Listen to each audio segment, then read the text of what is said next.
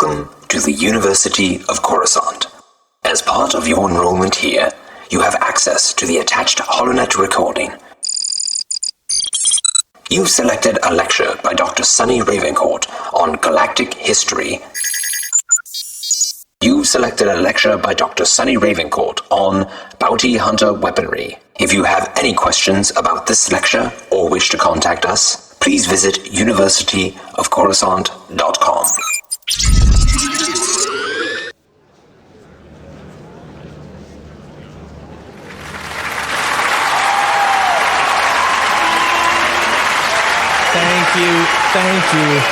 Thank you again from the bottom of my extremely humble heart. I do love hearing that applause. I don't anticipate having to cut class short today, but apparently I have some sort of meeting with a number of human resource droids. They said it had to do with parking, which I assume is because some of you replaced Dean LeBlasta's speeder parking spot sign with one that said Ravencourt, future Dean, and then you erased the lines around it, making the spot extra large. I thought it might have been a gesture from the Dean herself, but apparently I don't know Rhodian customs as well as I thought I did, because she didn't seem to have sanctioned that. I'm only guessing because when I parked there, she seemed somewhat upset. Also, I think her speeder might have been inadvertently towed. Nonetheless, I guess we'll find out what those HR droids really want to talk about after class. So, you are tired of the galactic rat race. You've been slaving away at your desk, putting in extra hours for some Gamorrean middle manager who doesn't appreciate you. And last week, they gave the Wookiee down the hall a promotion instead of you. Everyone knows that you deserve that promotion, and Rookroll doesn't even know how to turn the capitals off on her holopad. That's it. You quit. But how are you going to pay the rent on your Coruscant flat now? How about the exciting world of bounty hunting? See the galaxy, meet interesting people, and then put them in a bag and take them to a hut where you'll also meet interesting people. And those ones will give you a fat stack of credits for your work, tax-free. All it takes is a determined spirit, a loose moral compass, and a whole lot of cool weaponry. Today, we are going to introduce you to some of those staple weapons for bounty hunting. Now, I think it goes without saying that there isn't a specific set of gear that is required for this kind of work. This isn't like outfitting a legion of stormtroopers. Each bounty hunter has to find what works for them, and the good ones tailor their gear specifically to their strengths and what they hope to accomplish. Many would accept the bounty and then go out and actually get the gear and not the other way around. But there are some common threads with this type of equipment that you need in order to engage in this kind of lifestyle. Also, and this is very important for a class on weaponry, there is a difference between a bounty hunter and an assassin. Frankly, I think it'd be easier to just be an assassin. If I had two jobs, one of them was to kill a target and then just go home, and the other one is to actually bring that target back to the bounty provider, well, I would rather do the first one. What if it's a hut you're hunting? Have you ever tried to move a hut? This doesn't mean that the bounties can't be capture or kill. I'm just saying that if you're an assassin, capturing really isn't in your job description, which makes bounty hunters a different breed than assassins. And, therefore, you need different weaponry. We are going to approach this topic by picking some pieces off the most famous bounty hunter in history. The gold standard was a human named Boba Fett. He lived during the rise and fall of the Galactic Empire. Now, don't you worry your pretty little brain tails. We are for sure going to revisit Mr. Fett in detail later, but for the purposes of this class, he was very famous, very feared, and had very good gear. His approach was a multi-tool one. His gear was diverse and ready for lots of unpredictable situations. Here's the example. The wrist gauntlet. Boba Fett carried the equivalent of a toolbox on each forearm. It didn't get in the way of his hands and provided him a lot of utility in the field. First up is the ZX miniature flamethrower. Boba, like his father Jango Fett, liked to keep this on his left wrist gauntlet. Jango Fett, also by the way, was the original source for all of the clone troopers in the late Galactic Republic era, but that is an entirely different class. Just know that Boba inherited some of his gear choices from his father, who was also a bounty hunter.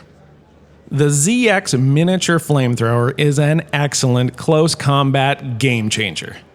This little dandy was made by the Zerka Corporation. It was hooked by cords through the gauntlet directly to a Mitronomen Z6 jetpack, which provided it with enough fuel to run for 3 straight minutes.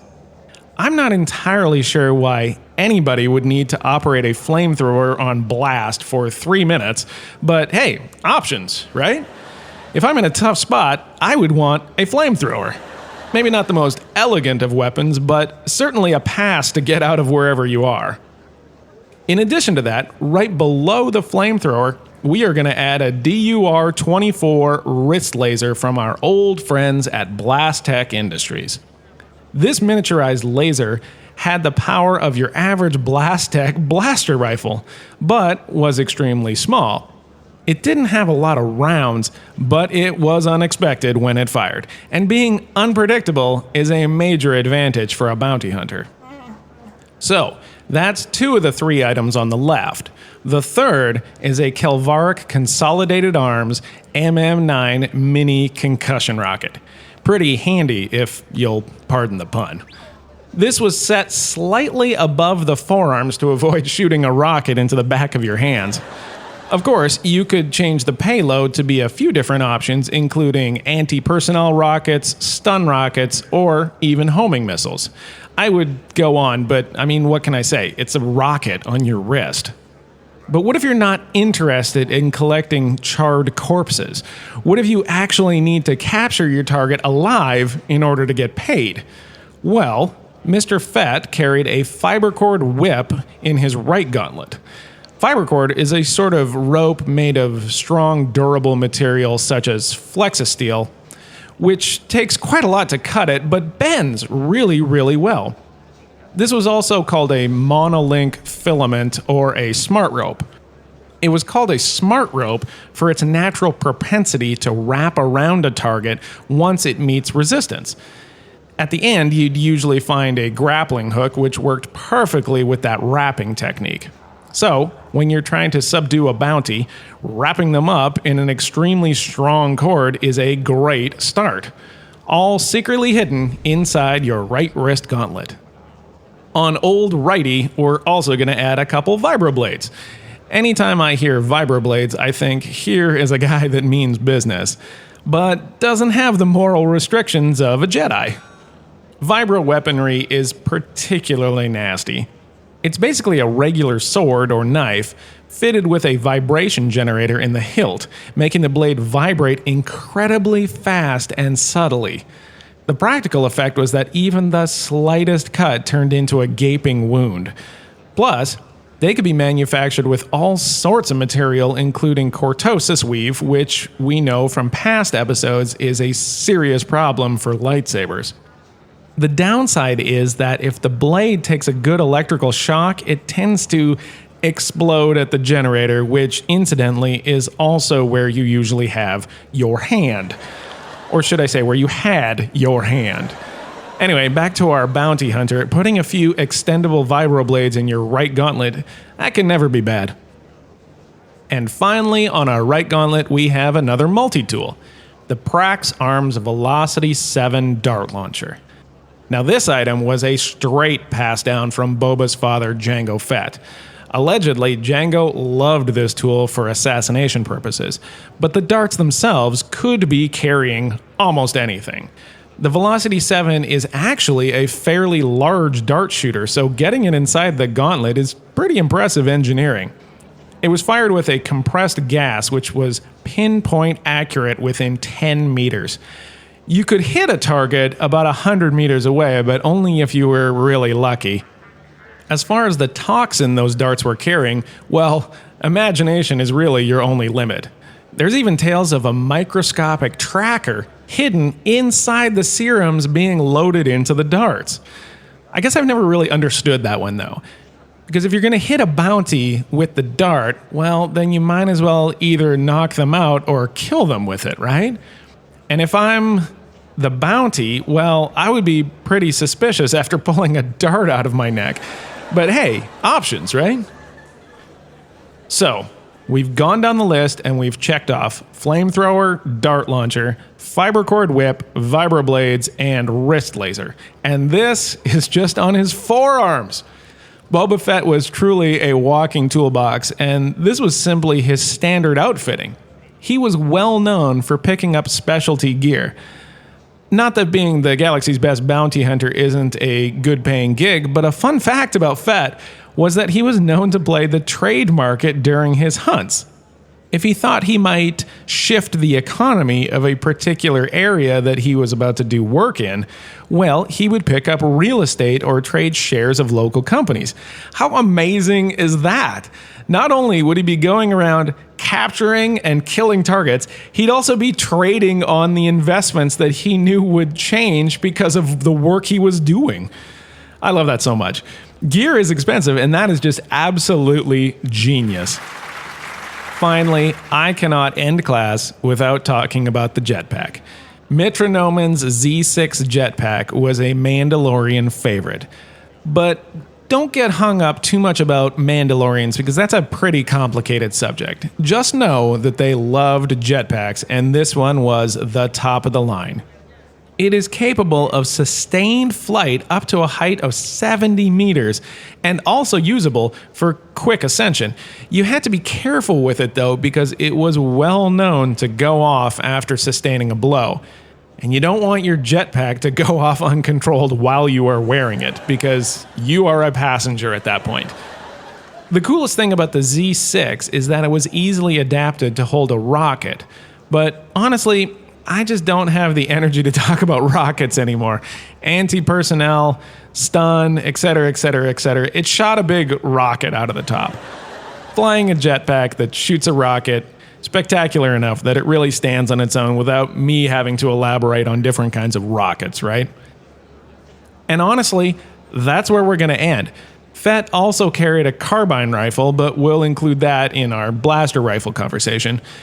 And remember, these are just the stock items that he had on him. He was famous for adding and subtracting gear all the time.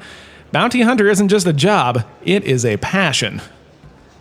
Okay, questions from the class. Who is going to step up to the microphone droids today? My turn? Me?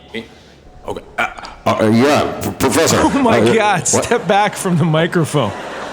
Professor Cran Wolatex here. I've heard about Boba Fett's helmet, but you didn't mention that. What was it particularly special?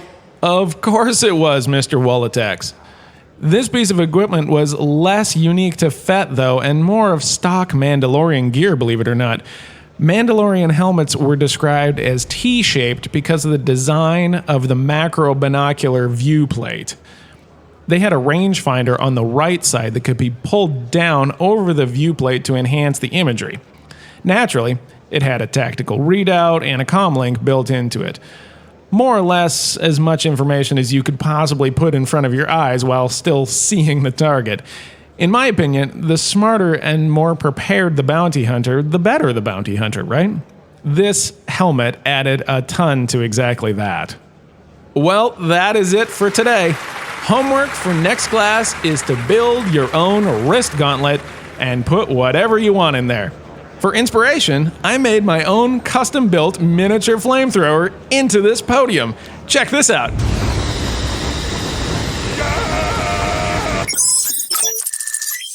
This concludes your selected lecture from the University of Coruscant. For all questions or to contact us, please visit theuniversityofcoruscant.com.